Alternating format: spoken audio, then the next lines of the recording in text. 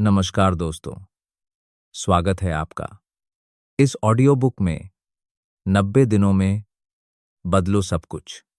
अगर आप यहाँ तक पहुँचे हैं, तो इसका मतलब है कि आपके अंदर कहीं न कहीं एक चिंगारी है बदलाव की चाहत।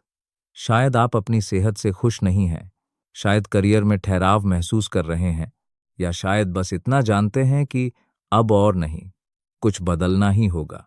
सच तो यह है कि ज़्यादातर लोग बदलाव की चाहत रखते हैं, पर बदलाव कर नहीं पाते। क्यों? क्योंकि हमें लगता है बदलाव के लिए सालों लगेंगे, या फिर हम एक ही रात में पूरी जिंदगी बदलने की कोशिश करते हैं और तीसरे दिन ही हार मान लेते हैं। इस किताब में हम एक बीच का रास्ता खोजेंगे, 90 दिन। न बहुत लंबा, न बहुत छोटा। विज्ञान कहता है कि 90 दिन इंसानी दिमाग के लिए एक मीठा बिंदु है, इतना समय कि नई आदतें जड़ पकड़ सकें और इतना कम कि उम्मीद जिंदा रहे। चलिए समझते हैं, आखिर दिमाग में बदलाव होता कैसे है। हमारा दिमाग एक अद्भुत मशीन है, जिसे वैज्ञानिक न्यूरोप्लास्टिसिटी कहते हैं। इसका मतलब है दिमाग हमेशा बदलता रहता है, चाहे आप 7 साल के हों या 70 के। हर बार जब आप कोई नया काम बार बार करते हैं, दिमाग में नए न्यूरल पाथवे बनते हैं, जैसे घने जंगल में एक नया रास्ता बनता है। शुरुआत में यह रास्ता कच्चा होता है, चलना मुश्किल होता है, पर जितनी बार आप उस रास्ते से गुजरते हैं, वह उतना ही पक्का होता जाता है। आखिरकार वही आपकी डिफ़ॉल्ट राह बन जाती है। यही कारण है कि पुरानी आदतें छोड़ना इतना मुश्किल लगता है। आपका दिमाग पुराने, घिसे, पिटे रास्ते पर चलना पसंद करता है, क्योंकि वह रास्ता आसान है, जाना पहचाना है, भले ही वह आपको नुकसान पहुंचा रहा हो। लेकिन अच्छी खबर यह है, जिस तरह एक पुराना रास्ता बना, उसी तरह एक नया रास्ता भी बनाया जा सकता है। सिर्फ दोहराव चाहिए और थोड़ा धैर्य। विक्टर फ्रैंकल, जो एक मशहूर मनोचिकित्सक थे और नाजी यातना शिविरों से बचकर निकले थे, उन्होंने एक गहरी बात कही थी, इंसान को हालात नहीं तोड़ते, बल्कि हालातों को जो अर्थ हम देते हैं, वह हमें बनाता या तोड़ता है।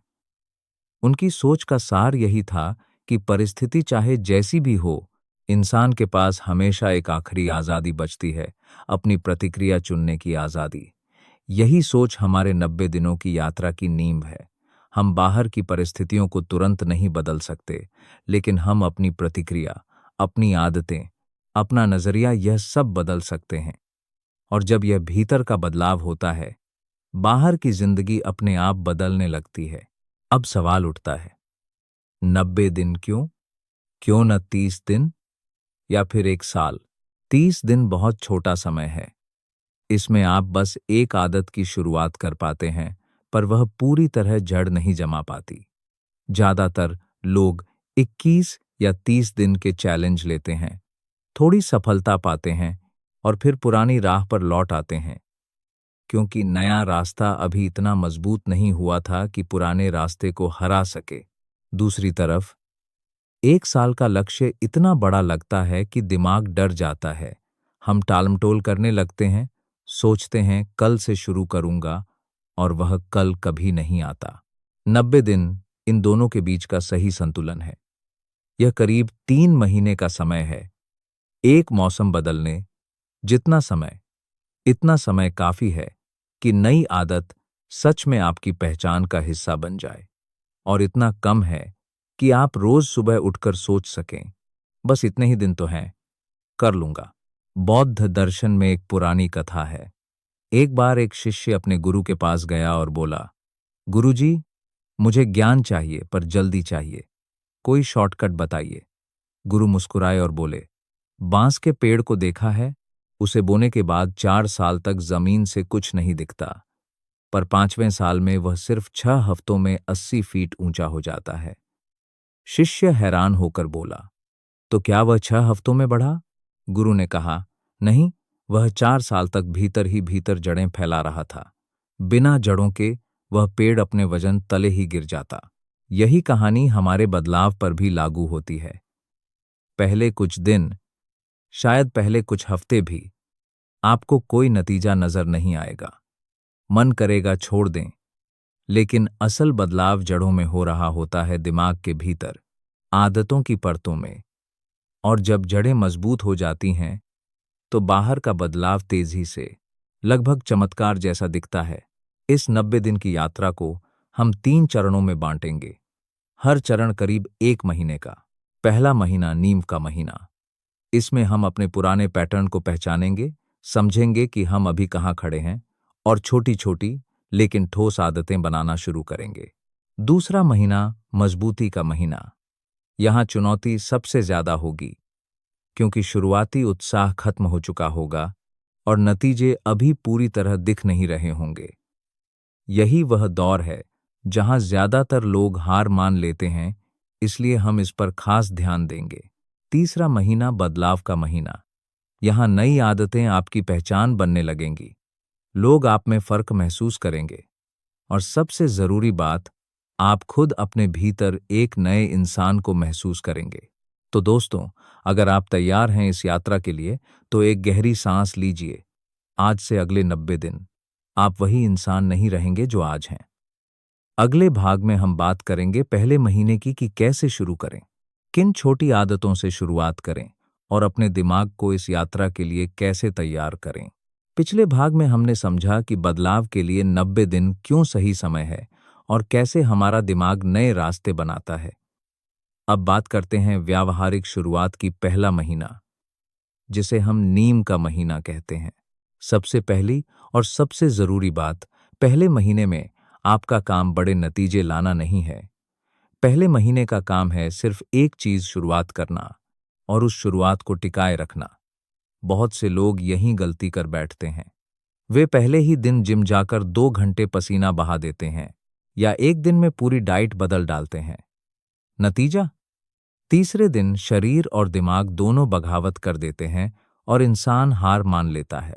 यहाँ एक सिद्धांत काम आता है, जिसे हम 1% का नियम कह सकते हैं। आपको हर दिन में सिर्फ 1% बेहतर होना है। इतना छोटा बदलाव कि वह लगभग हास्यास्पद लगे। अगर आप सुबह जल्दी उठना चाहते हैं, तो पहले दिन सिर्फ 5 मिनट पहले उठिए। अगर आप पढ़ाई की आदत डालना चाहते हैं, तो पहले दिन सिर्फ 1 पन्ना पढ़िए। यह इतना आसान होना चाहिए कि आपका मन बहाना ही न बना पाए। क्यों? क्योंकि दिमाग बड़े बदलावों से डरता है। जब आप कहते हैं, मैं रोज 1 घंटा दौड़ूंगा, आपका मस्तिष्क तुरंत उस मेहनत, उस थकान का अंदाजा लगाकर प्रतिरोध खड़ा कर देता है। लेकिन जब आप कहते हैं, मैं बस जूते पहनकर घर के बाहर 5 मिनट टहलूंगा, दिमाग को कोई खतरा नजर नहीं आता और वह आपको रोकता नहीं। यही छोटी शुरुआत धीरे धीरे बड़ी बनती जाती है। पहले महीने के पहले हफ्ते में आपको एक काम करना है, अपने पुराने पैटर्न को पहचानना। एक डायरी लीजिए या फोन में नोट बनाइए और 3 चीजें लिखिए। पहली, वे कौन सी आदतें हैं जो आपको पीछे खींच रही हैं। हो सकता है देर रात तक फोन चलाना, जरूरत से ज्यादा गुस्सा करना, टालमटोल करना या नकारात्मक सोच। दूसरी, इन आदतों के पीछे क्या ट्रिगर है, यानी किस समय, किस मूड में, किन लोगों के साथ यह आदत सबसे ज्यादा उभरती है। बौद्ध मनोविज्ञान में इसे जागरूकता कहा जाता है। जब तक आप किसी चीज को देख नहीं पाते, आप उसे बदल नहीं सकते। जैसे एक कमरे में अंधेरा हो तो हम फर्नीचर से टकराते रहते हैं। जैसे ही रोशनी आती है, हम आसानी से रास्ता खोज लेते हैं। आत्म जागरूकता वही रोशनी है। तीसरी, इन आदतों की जगह आप कौन सी नई छोटी आदत लाना चाहते हैं। अब बात करते हैं आदत जोड़ने की तकनीक की, जिसे व्यवहार विज्ञान में हैबिट स्टैकिंग कहा जाता है। इंसानी दिमाग नई चीजों को अकेले याद रखने में कमजोर है, पर पुरानी आदतों के साथ नई आदत जोड़ने में माहिर है। जैसे, चाय बनाने के बाद मैं 2 मिनट गहरी सांस लूंगा, या दांत साफ करने के बाद मैं आज के लिए एक अच्छी बात लिखूंगा जिसके लिए मैं आभारी हूं। पुरानी आदत एक याद दिलाने वाली घंटी बन जाती है और नई आदत उसके पीछे पीछे अपने आप आ जाती है। पहले महीने में एक और जरूरी चीज है अपने वातावरण को बदलना। हम अक्सर सोचते हैं कि बदलाव सिर्फ इच्छा शक्ति से आता है, पर सच यह है कि वातावरण इच्छा शक्ति से कहीं ज्यादा ताकतवर होता है। अगर आप देर रात फोन चलाना छोड़ना चाहते हैं, तो फोन को बेडरूम से बाहर चार्ज पर लगाइए। अगर आप सुबह कसरत करना चाहते हैं, तो रात को ही अपने जूते और कपड़े दरवाजे के पास रख दीजिए। जितनी रुकावटें आप बुरी आदत के रास्ते में डालेंगे और जितना आसान अच्छी आदत को बनाएंगे, उतनी ही सफलता की संभावना बढ़ेगी। अब बात करते हैं मन की उस आवाज की, जो पहले महीने में सबसे ज्यादा परेशान करती है, आत्म आलोचना की आवाज। मैं यह नहीं कर पाऊंगा, मैंने पहले भी कोशिश की थी, फेल हो गया, मुझ में अनुशासन की कमी है। यह आवाज हर किसी के भीतर होती है, पर याद रखिए, यह आवाज सच नहीं है। यह सिर्फ पुराना, डरा हुआ पैटर्न है जो बदलाव से घबराता है। विक्टर फ्रैंकल की सोच यहां फिर काम आती है। परिस्थिति और प्रतिक्रिया के बीच एक जगह है, और उस जगह में हमारी आजादी बसती है। जब आत्म आलोचना की आवाज उठे, उसे तुरंत सच मान लेने की बजाय एक पल रुकिए। पूछिए खुद से, क्या यह सच में सच है, या यह सिर्फ एक पुरानी आदत की प्रतिक्रिया है? यही ठहराव, यही जागरूकता आपको पुराने पैटर्न से आजाद करती है। पहले महीने के आखिरी हफ्तों में एक साप्ताहिक समीक्षा की आदत डालिए। हर रविवार 10 मिनट निकालिए और खुद से पूछिए, इस हफ्ते कौन सी नई आदत टिकी रही, कहाँ लड़खड़ाहट हुई, क्या बदलाव करने की जरूरत है। यह समीक्षा आपको ट्रैक पर बनाए रखेगी, बिना खुद को कोसे। एक बात याद रखिए, पहले महीने में उतार चढ़ाव आना बिल्कुल सामान्य है। कोई दिन शानदार जाएगा, कोई दिन आप पूरी तरह चूक जाएंगे। असफलता की बात नहीं है, बल्कि यह बात मायने रखती है कि आप अगले दिन फिर से शुरू करते हैं या नहीं। एक दिन छूटना कोई समस्या नहीं, लगातार 2 दिन छूटना, वहां से आदत टूटने का खतरा शुरू होता है। इसलिए नियम बनाइए, कभी लगातार 2 दिन मिस मत करो। महीने के अंत तक आपके पास कोई चमत्कारी बदलाव नहीं होगा, और यह बिल्कुल ठीक है। आपके पास होगी एक नींव, छोटी मजबूत आदतें, आत्म जागरूकता और एक बदला हुआ वातावरण। यही नींव अगले महीने की मजबूती को संभालेगी। अगले भाग में हम बात करेंगे दूसरे महीने की, जब शुरुआती जोश खत्म हो चुका होता है और यहीं ज्यादातर लोग हार मानते हैं। हम सीखेंगे कि कैसे इस मुश्किल बीच को पार किया जाए और रिश्तों में गैर प्रतिक्रियाशीलता कैसे लाई जाए।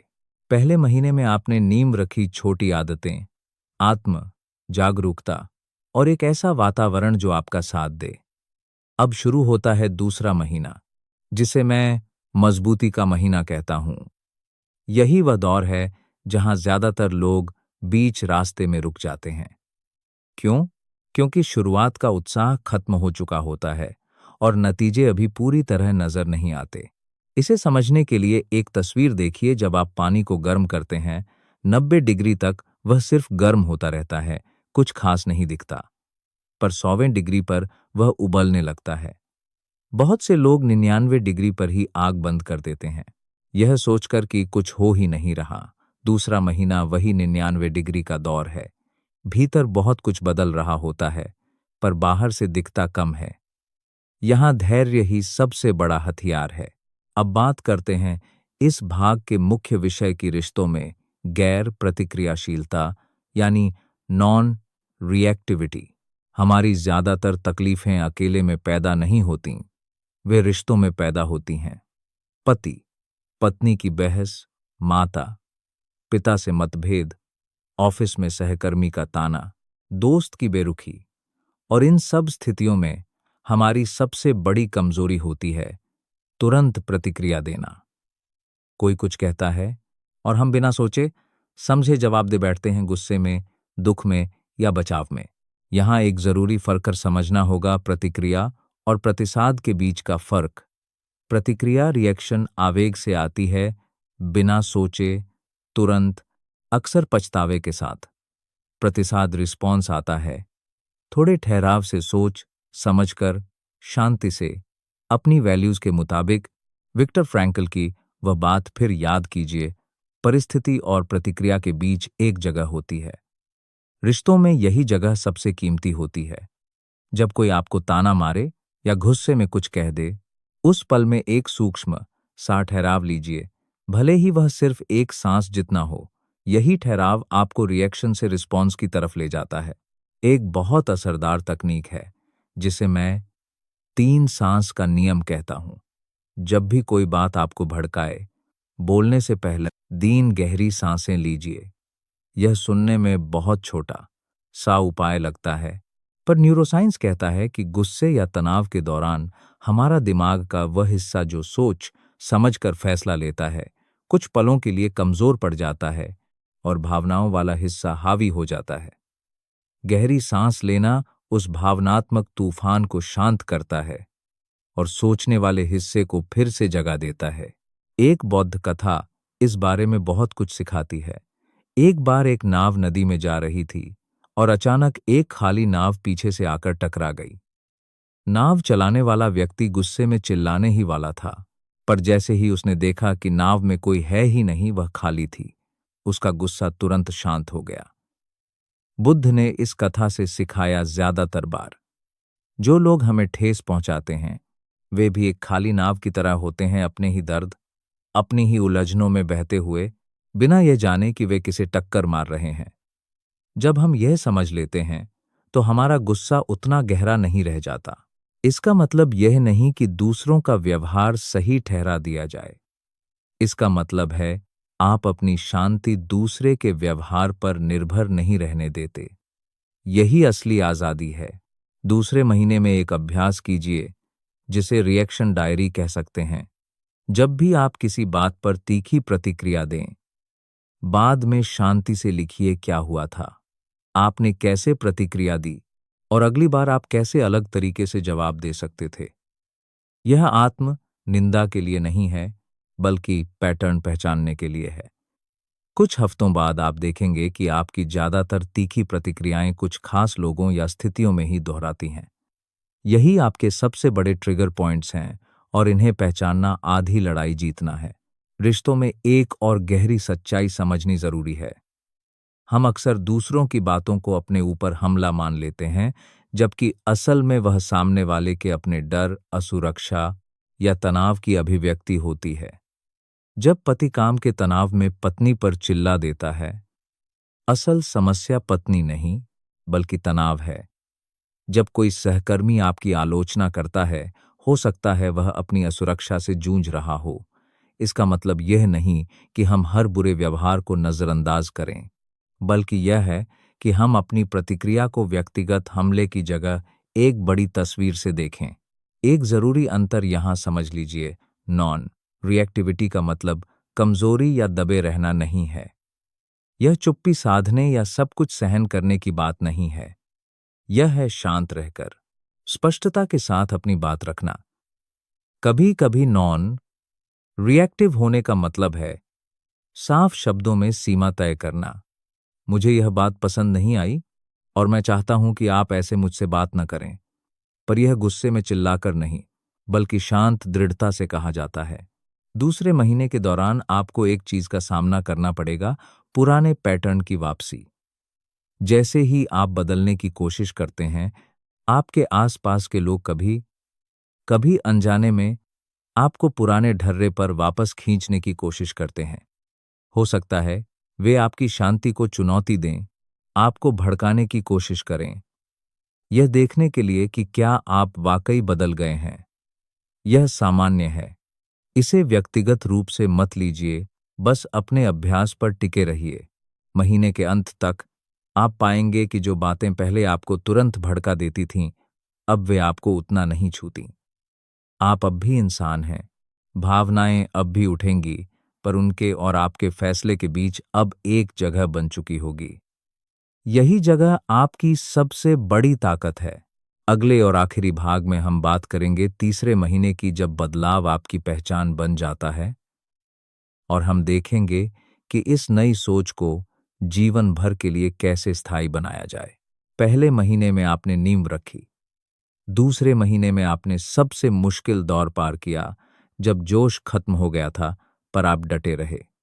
अब आते हैं तीसरे और आखिरी महीने पर, जिसे मैं बदलाव का महीना कहता हूं। यहां फर्क सिर्फ यह नहीं होगा कि आप नई आदतें निभा पा रहे हैं, फर्क यह होगा कि वे आदतें अब आदतें नहीं रहीं, वे आप बन चुके हैं। यहां एक जरूरी बात समझनी है, व्यवहार और पहचान में अंतर। पहले महीने में आप कहते थे, मैं सुबह 5 मिनट टहलने की कोशिश कर रहा हूं, यह व्यवहार है। तीसरे महीने में आप कहने लगते हैं, मैं एक ऐसा इंसान हूं जो सुबह टहलता है, यह पहचान है। जब कोई आदत आपकी पहचान का हिस्सा बन जाती है तो उसे निभाने के लिए इच्छा शक्ति की जरूरत ही नहीं रहती, वह अपने आप बिना संघर्ष के होने लगती है।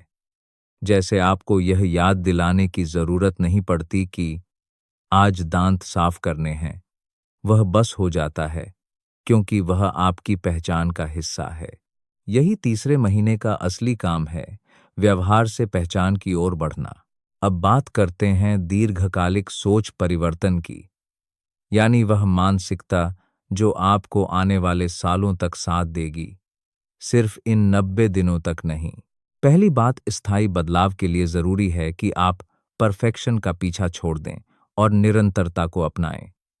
बहुत से लोग सोचते हैं कि बदला हुआ इंसान वह है जो कभी गलती नहीं करता, कभी गुस्सा नहीं करता, कभी टालमटोल नहीं करता। यह सोच गलत है और यह खतरनाक भी है, क्योंकि यह आपको हर छोटी चूक पर खुद को असफल मानने पर मजबूर करती है। असली बदला हुआ इंसान वह है जो गिरता है पर तुरंत पहचान लेता है और वापस अपनी राह पर लौट आता है। बौद्ध दर्शन में एक सुंदर विचार है, कमल का फूल कीचड़ में उगता है और वह कीचड़ से लड़ता नहीं, बल्कि उसी में से अपनी सुंदरता खिलाता है। आपकी गलतियां, आपके गिरने के पल, वे कीचड़ नहीं हैं जिनसे शर्माना है, वे वह जमीन है जिनसे आपकी असली ताकत उगती है। दूसरी बात, अब जब आप 90 दिन की यात्रा के अंत के करीब हैं, तो एक नया खतरा सामने आता है, जिसे मनोविज्ञान में लक्ष्य के बाद की ढिलाई कहा जा सकता है। जब कोई बड़ा लक्ष्य पूरा होने वाला होता है, दिमाग अक्सर पहले से ही राहत महसूस करने लगता है और ढिलाई बरतने लगता है। इससे बचने के लिए जरूरी है कि आप 90वें दिन को अंत की तरह नहीं, बल्कि एक नई शुरुआत की तरह देखें। पूछिए खुद से, अगले 90 दिनों में मैं इस नींव पर क्या और बनाना चाहता हूं। जिंदगी असल में एक के बाद एक ऐसे ही 90 दिन के चक्रों की एक श्रृंखला है। तीसरी बात, और शायद सबसे गहरी, अपनी सोच को मैं बदल रहा हूं से मैं वह इंसान हूं जो लगातार बढ़ता रहता है की ओर ले जाना। यह फर्क सूक्ष्म है पर बहुत गहरा है। पहली सोच में एक मंजिल है, एक अंत बिंदु। दूसरी सोच में विकास एक सतत यात्रा है, एक जीवन शैली है। जब आप खुद को बढ़ने वाला इंसान मानने लगते हैं तो असफलताएं आपको तोड़ती नहीं, वे बस यात्रा का हिस्सा बन जाती हैं। अब बात करते हैं भावनात्मक प्रतिक्रियाशीलता पर। जो नियंत्रण अब तक आपने पाया है, उसे जीवन भर के लिए कैसे स्थायी बनाया जाए। सबसे पहली आदत, रोजाना, चाहे कितना भी व्यस्त दिन हो, अपने भीतर झांकने के लिए कुछ मिनट निकालिए। इसे आप ध्यान कह सकते हैं, चिंतन कह सकते हैं, या बस शांत बैठने का समय। नाम मायने नहीं रखता, जो मायने रखता है वह है रोज अपने भीतर की हलचल से जुड़े रहना, ताकि जब बाहर की दुनिया में तूफान आए, आप भीतर से डगमगाएं नहीं। दूसरी आदत, अपने आस पास ऐसे लोगों को रखिए जो आपकी इस नई सोच को समझें और उसका सम्मान करें। हम अक्सर भूल जाते हैं कि इंसान का माहौल उसकी मानसिकता को गहराई से प्रभावित करता है।